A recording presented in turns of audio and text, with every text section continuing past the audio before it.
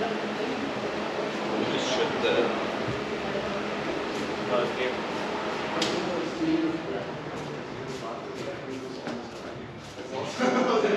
And then just hope I don't get knocked out. It's lovely weather for jiu-jitsu, let me tell you. Texas, it's like 38 degrees Celsius. Well, it's mostly cold here, so it's, is it running yet? Yeah, it's running. Excellent. Okay, so let's just review real quick what we're doing here. So if you go down, so we're just passing kind of any sort of open guard, so we're not tied into any sort of situation here.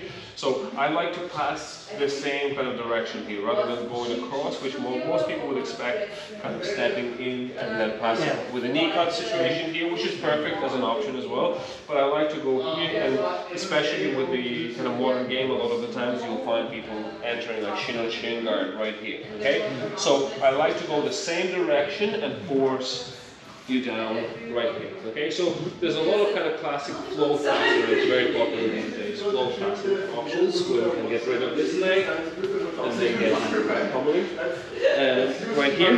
Okay, so that's still an option for us here. But the one I use mostly is attacking straight ahead. Okay, so as I enter, either from standing or from seated position, I can raise this leg, force myself into this situation right here, and as soon as that head is not protected, as soon as you start getting this hand busy, I can pummel if I need to. I will throw this as a loop and then back step, and then even long step, so I can walk back a little bit away from your head right here. Okay? So now I have a couple of options. I can try to attack the guillotine here, or I can try to stop you from coming up. If I try to stop you from coming up, I'll usually get the underhook and do like a cow catcher move, where I force you back down to the ground, and I can just take up side control here, okay?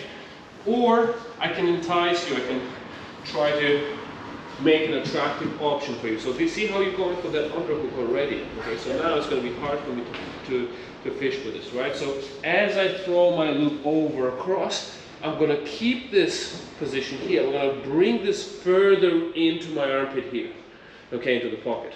Okay, so I'm going to force you to retain this underhook. And it's very, again, attractive for you here, because if you come up into this position here, in a standard situation, you will now take up the top control. Okay, but what we can do from here is we can attack the guillotine. Alright, so I come up here, I force this underhook is perfect for me. I go to attack the head. The only consideration for me here, I don't want to be too close to you. So what I'm going to do here, as I land, my hips land, I'm going to keep walking away from you, away, away, away.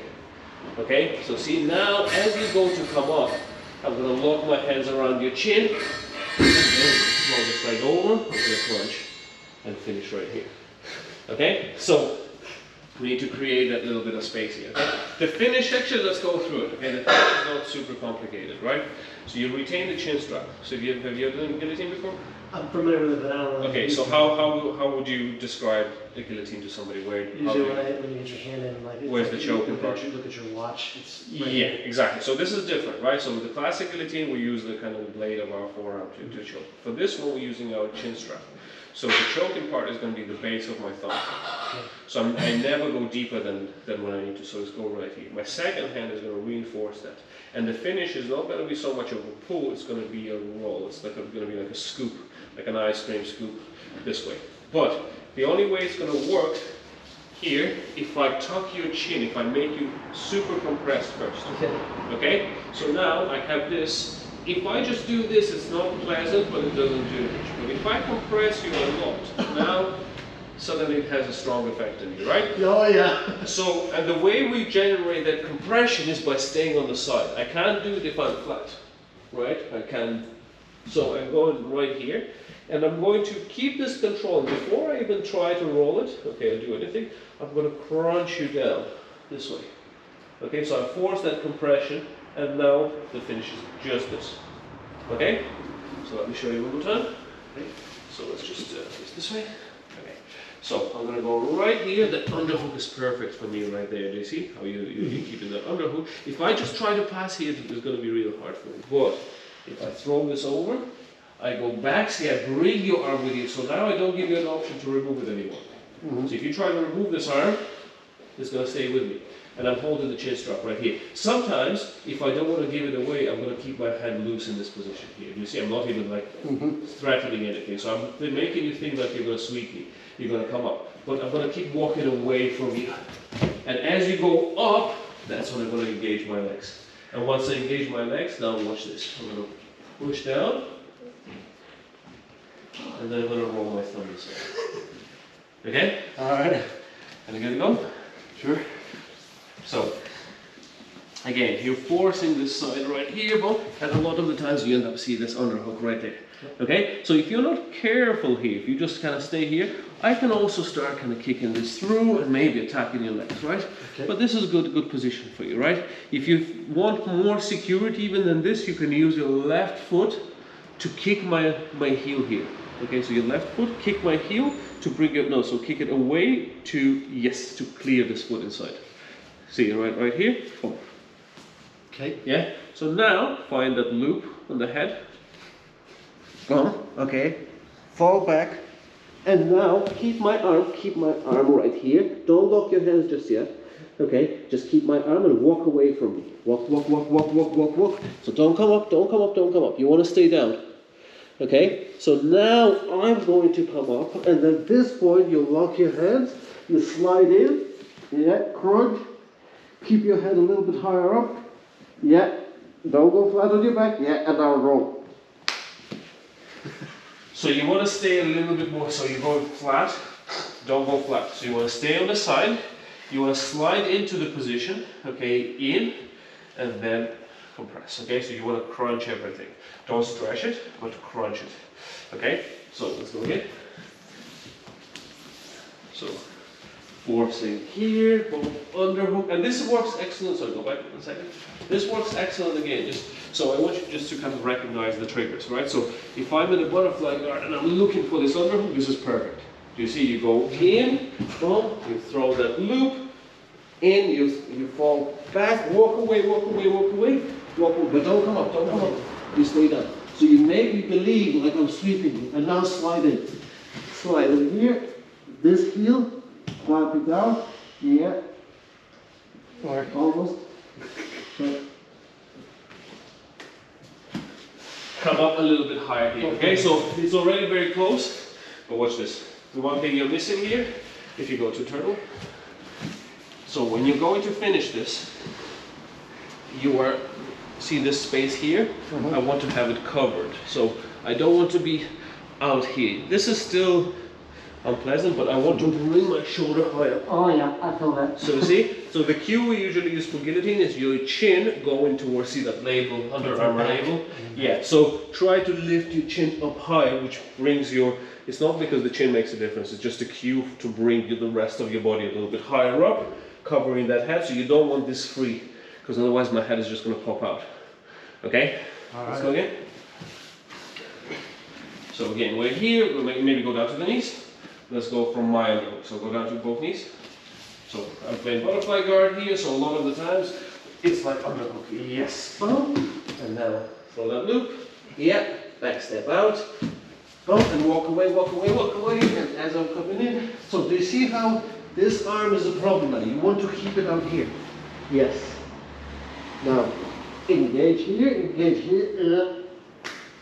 and then go. Okay, that's already better. Okay, but it will get a good bit of time getting that sensitivity to get a clean feel of it. Okay? In the beginning, so I learned this like when I was maybe like a blue or purple belt.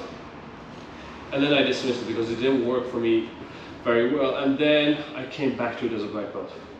I didn't have to really learn it, but my technique, my tightness was a lot better. So it takes that practice, just repeatedly trying to get this in. Okay, and it doesn't feel like it's super effective in the beginning, especially against with somebody bigger, but the more you do it, the more you're gonna get even like strength in that position. Sure. You'll feel stronger in that position, but also the clean feeling of that finish is gonna come in layers over time. You're gonna trim out extra bit of space, you're gonna make the adjustments, and then from there, like it's super easy to finish. And what I would encourage you to do is not so much to grab everything and attack, because the moment you start attacking vigorously, you're going to encounter vigorous reaction. Yeah, so you want to make the person believe that they're getting better up here. And then you lock it when it's time to lock it. You see, so I want you to do majority of the lifting for me rather than forcing the position. So that's why I go in there, I fall back to the side, I walk away and I make you, that's why I don't lock it just yet, I make you believe like you're sweeping me. Because if I start attacking you, you're going to go defensive and now I'm kind of in a mid position. I'm probably going to still pass, but I'm not going to get the finish, right? So, but the important thing here is to get this arm into my pocket right here. So, and that, do you see how I don't lock my hands, but I'm not, if I go here, now you can swing that arm inside. Do you see? And you can, exactly, do you see you start defending it here? So, I'm going to keep it here. You see, I'm going to raise, and the other element of this is I'm raising this leg so you can't extract it, right? So now as you try to come up, you're going right into it. Do you get me? Excellent, yeah. Yeah? So you kind of wait for me to come up, but I don't make it dangerous. I don't make the feeling of it dangerous way. I want you to feel like you're safe all the way until it's too late. So it's a trap in a way, but it's very powerful. And you can use it like in a lot of different scenarios, like I said, like through the transitions of like guard passing and so on.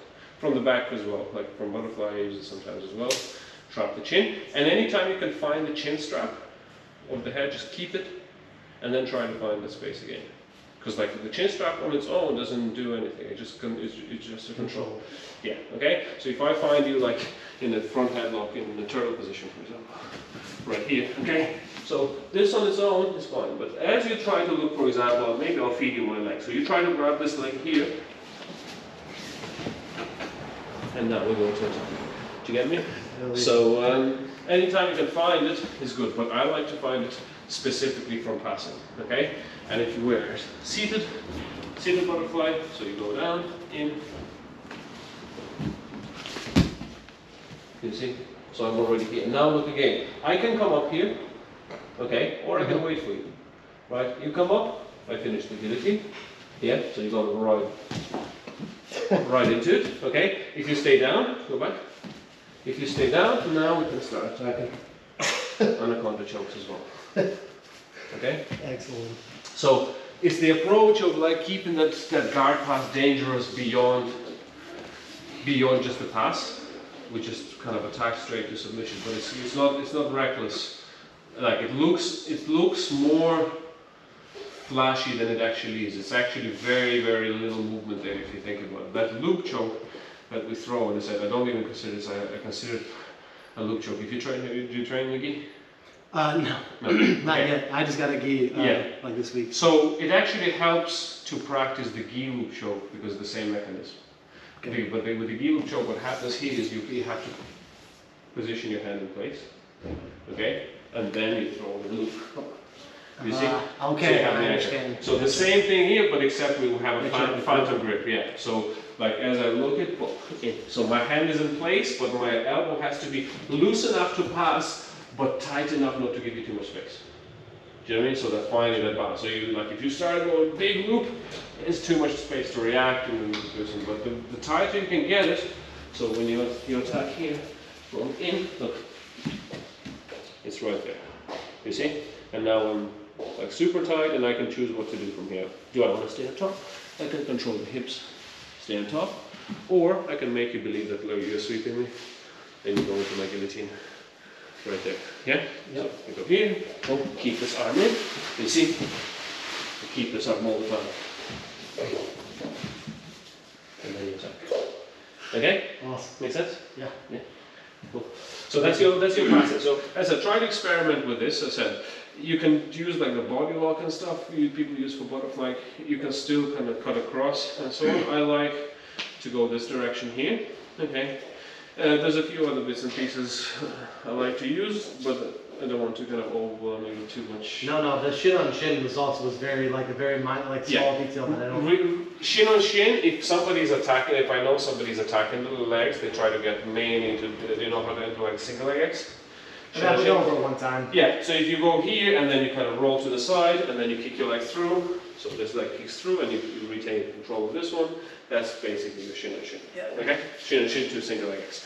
Okay? So you can still do it to a certain extent if I go here, right? And if you kick your leg through all the way, well, you see, so now this can be dangerous when you just marry this inside.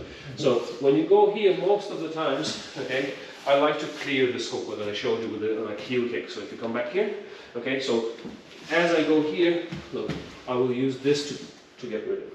Gotcha. You see, so now my foot is safe, my foot is on the inside. This way, if you bend your leg again, just go, yeah. This way, my foot is on the outside, your leg is on the inside. Do you see? So that means if you stretch it out all the way, you see my leg is fully isolated. So you can actually bring this in tighter, and now this is potential trouble for me. Okay, so I want my foot on the inside. So when I go here, the moment I land here, okay, I'm going to use this foot here, look, to push and just to give it a little tap. Okay, go back in. So I'm going to use this foot through here, give a little tap to your heel. So we're going to go. You see? And now. Wait a second. Make sense? Yeah, so it's like a really, really powerful. And then, as I said, most of the times, if people are good at defending it to a certain extent, you still probably end on top. You still end up in a better situation, like in the guard pass. So it's like really strong counter-attacking position right there. Okay, from guard pass. Perfect. Yeah. Can you show me the body triangle thing we did earlier at the beginning of the class, and just real quick? What I showed you, or what When you we did? straighten out the leg, didn't you? Yeah. So from the back control here. So when we go to the back control right here, and a lot of the times, as I said, the arm trap game is so getting the straight jacket and trapping the arm right here, and then I can attack the choke. Okay. But sometimes, whether it's my choice or just the circumstances, okay, if I go here and maybe I can't really get things going here, okay, or my partner is a little bit bigger than me, I can go over the shoulder. The problem with going over the shoulder here, it cancels the choking option for me straight, because what that means by definition is I can't align myself behind you. So for the effective choke to happen, no gi. In the gi I can attack here with the collar chokes, but in no gi I need to be directly behind you. I need my head to be basically on your shoulder. And the moment I choose to place my leg over your shoulder here, I can no longer place my head down on your shoulder. You see, I cannot go low enough to finish the choke. Okay? And this is generally the situation when we fight somebody a little bit bigger than us. Because the shoulders are so broad and I feel like I can't trap the arm in this position, or they start maybe even bringing their arm through and we get into this situation here. Okay? So this is a prime situation for our rear triangle. From here, the problem is that switching. Okay, so if I try to just kind of force myself out, through here is going to be really hard. So what I'm going to do here, as I'm bringing this, so I can use this Kimura grip, I can go behind, and so not really too important. I'm bringing this arm over your head, but my mechanism for the hip switch is going to be this bottom leg. I'm going to kick it through and stretch it, and now I can much easier transition to the other side and we attack. Okay, so that straight leg and the hamstring, engage the hamstring, allows me to much easier create that rotation versus me being here. If I'm here, to turn to the other side is not exactly straightforward. So, but if I kick it through, now I'm using this tension to rotate to the other side, right? So we go right here, I'm trapping the arm, I go over your shoulder, okay? And as I'm bringing this arm up, I'm going to kick this through, you see? Yep. Kick this through to transition it. And you can use your hand to adjust this if you need to. I like to use my legs as much as possible. Sometimes I feel like I cannot lock it straight away in, so what I can do is I can pull it and then kick it through again, and then lock it into that position. Okay. Can I give it a go? Alright. So we go right here, in. So let's say you're strong, so get your straight. So always you're going, this one on top, this one on the bottom, right here. Okay, so now you're going over my shoulder, okay?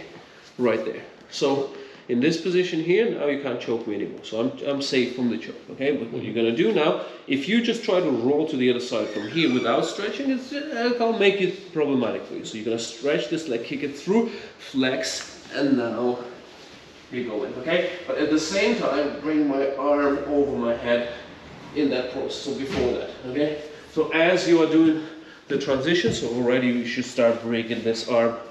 So you have to get like a gift wrap grip right here, but you should start pulling this over and now kick. Yes, exactly. Yeah. Nice. Okay. So don't roll with my arm down here. So bring it out over, and then like at the same time you kick. So you kind of stretch me out to rotate out to the other side. All right. Make sense? Makes sense. Okay. Any other positions? Should we just water?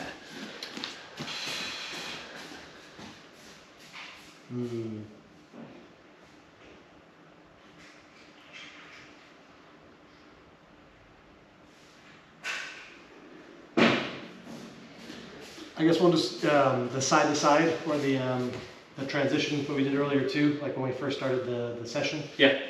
Just want to see that again real quick. Oh, the switch sides. Yeah, switch sides. The forcing of the sides. Yeah, you can do it. Okay. So right here. So you don't want to, because again, it's much easier for the most part in jiu-jitsu to move yourself versus moving your partner, right? So if you try to roll me, so to roll me means moving my mass, okay, and I'm 90 odd kilos at the moment, so you have to move 90 kilos from here to there. Do you see? Try to roll me. Yeah, like, do you see it's heavy? Yeah. So what you're gonna do instead is you're gonna create a bit of space here, open up, push my hips up a little bit, and now you move yourself. Do you see? So yeah. I see that. so this is leverage for you, right? So you force the side switch to the thing to suit your goals. Okay, so you may choose to switch the side, and in this case, you're switching the side to get that set up. Okay, because trapping the arms again is not always straightforward. But if you come here now, you kick me out, and you force the chair, spin boom. Now you come back, and now it's much more comfortable for you to get into that space. Over my shoulder, bring my arm exactly. Okay? Cool, yeah. So switching the side is a tactic. It's not just because a lot of the times what you will see is people switch the sides when the person starts escaping. What that means is it's called the back retention. So let's say I have a classic back control with 2 hooks, and as soon as I feel your hips turning, do you see? And I'm like, okay, this is bad for me now. I have to switch the side, right? So when I do this transition, which is perfectly valid, right? So this allows me to retain the back. But what I'm telling you to do here, even if you have like a good control and you're not really escaping out of here, I can use it as a tactic to suit my goals. So I can force this to get to here. Do you see? I see. So now my leg here is a lot more capable of going here. Do you see? Especially if I'm struggling pummeling my legs from the back to trap the arms, okay? Because again, over time you get better at it, but it's not exactly straightforward straight away, because you need a bit of dexterity, you need a bit of things, like a bit of flexibility, a bit of dexterity, and again, depending on who your opponent is. If they're a bit smaller, it's easier. If they're actually against somebody who's much smaller, it's also quite hard to trap the arms. Because they feel like they find those gaps all the time. Against somebody bigger, it really works really well against somebody your size. Okay, but if somebody's much smaller or much bigger, I like to force the reset.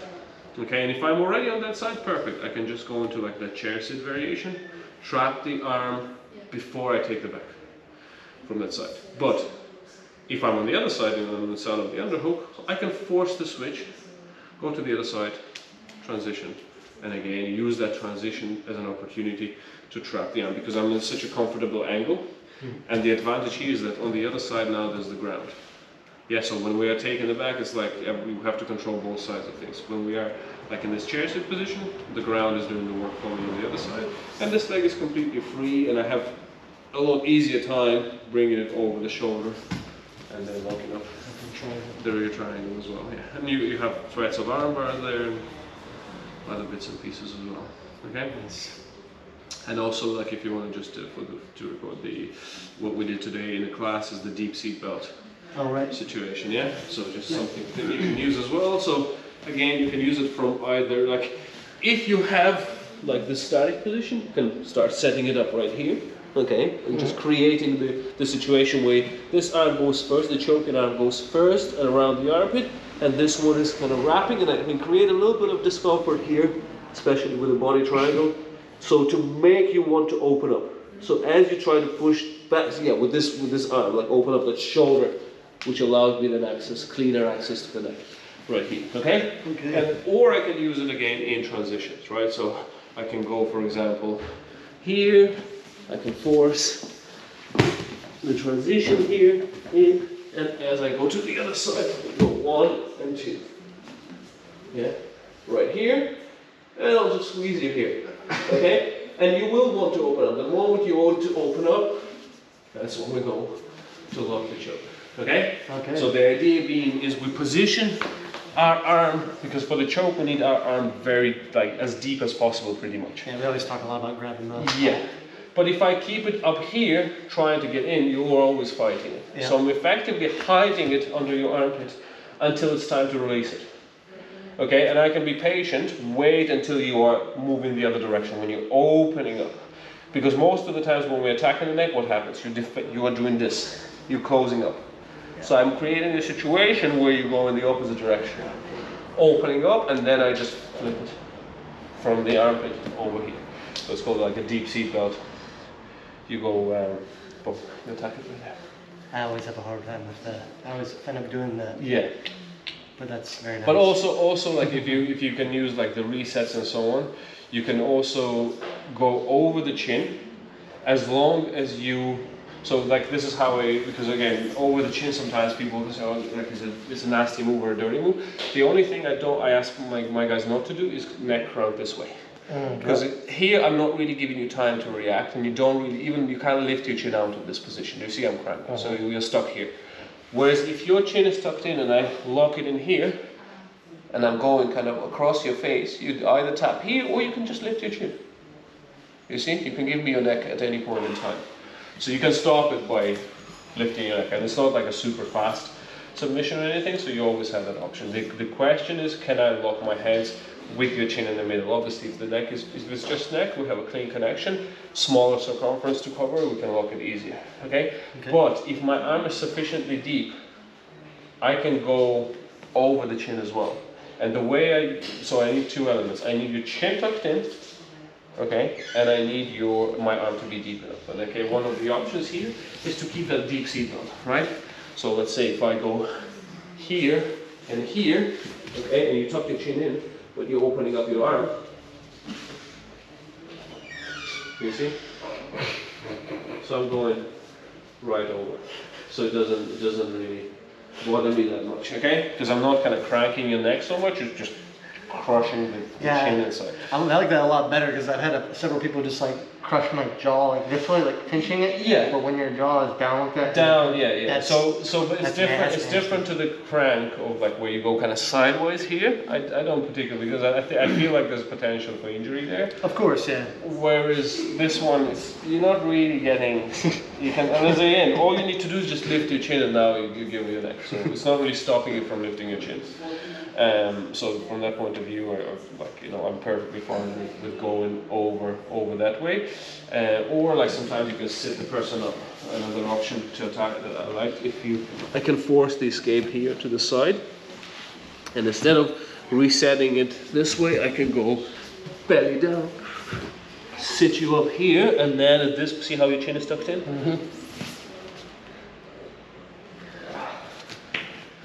Okay, so that's another option to attack. So you can get, as I said, you can get a little bit more. So there's intricate play so there's like dummy play where you, like the person just doesn't know what you're doing and they're all over the place, you walk in the arena, you choke, you're fine.